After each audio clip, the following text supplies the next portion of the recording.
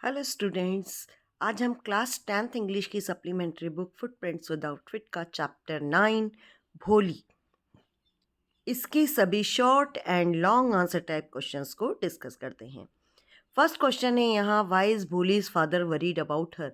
भोली के पिताजी को उसकी चिंता क्यों थी? आंसर है, Bholi's father was worried about her as she had neither good looks nor intelligence. Bholi के पिताजी को भोली की चिंता इसलिए थी क्योंकि वो दिखने में भी अच्छी नहीं थी और वो उसका दिमाग भी यानी कमज़ोर था, इंटेलिजेंट भी नहीं थी वो। Question number 2, for what unusual reason is भोली सेंट टू स्कूल। भोली को स्कूल क्यों भेजा गया? और ये जो इसका कारण था बड़ा असामान्य कारण था, क्योंकि पढ़ने के लिए भेजना एक विशेष उद्देश्य होता है, लेकिन सभी का यही उद्देश्य होता है स्कूल भेजने का, लेकिन यहाँ जो भोली को स्कूल भेजा गया वो पढ़ाई के उद्देश्य से नहीं भेजा गया था। तो क्या उद्देश्य था? आंसर है, Bholi was sent to school just to satisfy the tehsildar. तो भोली को सिर्फ स्कूल इसलिए भेजा गया था क्योंकि तहसीलदार को संतुष्ट करना था या खुश करना था, क्योंकि तहसीलदार का ये कहना था कि भाई बच्चियों को स्कूल खुला है तो बच्चियों को स्कूल भेजना है, और गांव के प्रधान होने के कारण उनके पिताजी से उम्मीद की गई थी कि भाई आप तो अपनी बच्ची को भेजिए, इसलिए सिर्फ ताकि तहसीलदार खुश हो जाए कि हाँ अपनी एक बच्ची को हमने भेज दिया है, इसलिए भोली को स्कूल भेजा गया।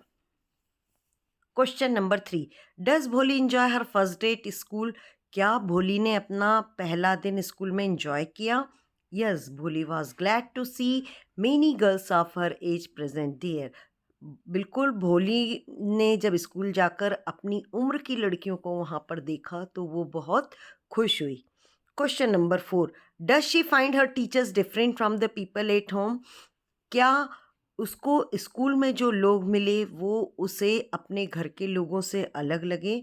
यस, आंसर है, she found the teacher kind and affectionate. उसको घर में कोई प्यार नहीं करता था, और जब वो स्कूल पहुंची तो उसने देखा कि वो जो उसकी टीचर थी वो बहुत ही दयालु थी और बहुत प्यार कर रही थी। नेक्स्ट क्वेश्चन है, why do Bholi's parent accept Bishamber's proposal. Bishamber ने जब शादी का प्रस्ताव रखा भोली के घर वालों के सामने, तो उसके पेरेंट्स ने उसे क्यों स्वीकार कर लिया? आंसर है, Bholi's parents accepted Bishamber's marriage proposal as he had not asked for any dowry. तो जो दिसंबर था वो बिल्कुल भोली के लायक नहीं था और उम्र भी बहुत ज़्यादा थी, लेकिन फिर भी उनके पेरेंट्स ने ये रिश्ता इसलिए स्वीकार किया क्योंकि वो किसी भी प्रकार के दहेज की मांग नहीं कर रहे थे। अब लॉन्ग आंसर टाइप क्वेश्चन हैं। फर्स्ट क्वेश्चन है, Bholi had many apprehensions about going to school. What made her feel that she was going to a better place than her home.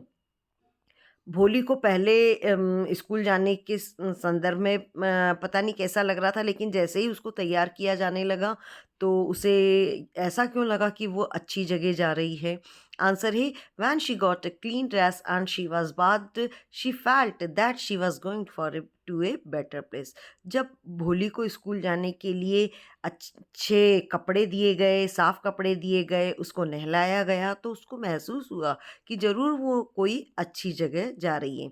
Question number 2, how did Bholi's teacher play an important role in changing the course of her life. ये बहुत ही महत्वपूर्ण question है कि भोली की जो teacher थी उन्होंने भोली की लाइफ चेंज करने में एक महत्वपूर्ण रोल किस तरह से अदा किया?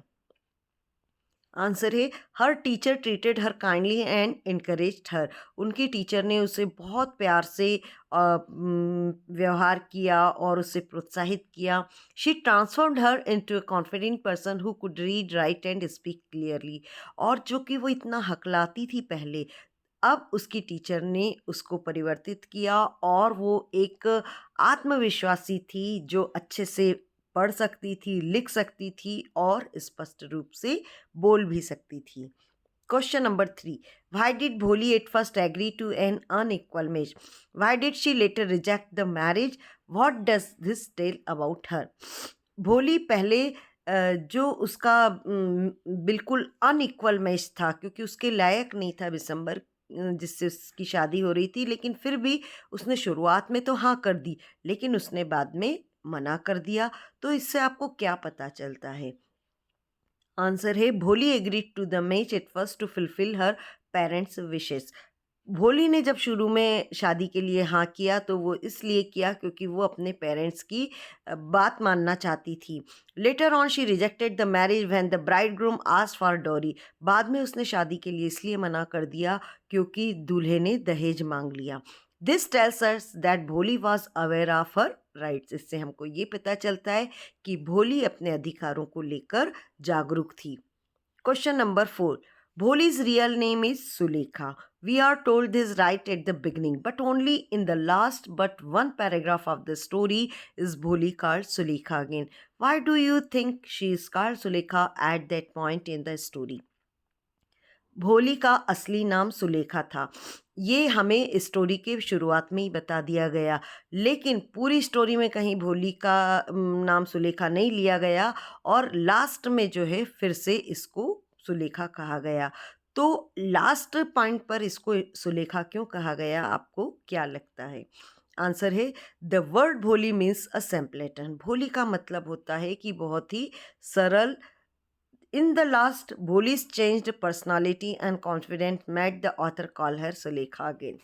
तो लास्ट में जब भोली का इतना सब हमने देखा कि इतनी कॉन्फिडेंट पर्सन थी और इस उसकी पर्सनालिटी पूरी तरीके से चेंज हो गई थी, इसलिए आथर ने उसे ससम्मान सुलेखा कहा, क्योंकि अब वो इतनी भोली नहीं थी, वो अपना निर्णय खुद ले सकती थी। इसलिए आथर ने उसे सुलेखा कहा। Thank you students. तो इस तरह से आप को 10th क्लास के जैसे ही हमारे ये सारे वीडियोस कंप्लीट होते हैं चैप्टर्स के, हम शीघ्र ही ग्रामर के और अदर वीडियोस लेकर आने वाले हैं। बने रहिए मेरे चैनल पर। आज ही सब्सक्राइब करें। सीमा अग्निहोत्री, रतलाम। Thank you.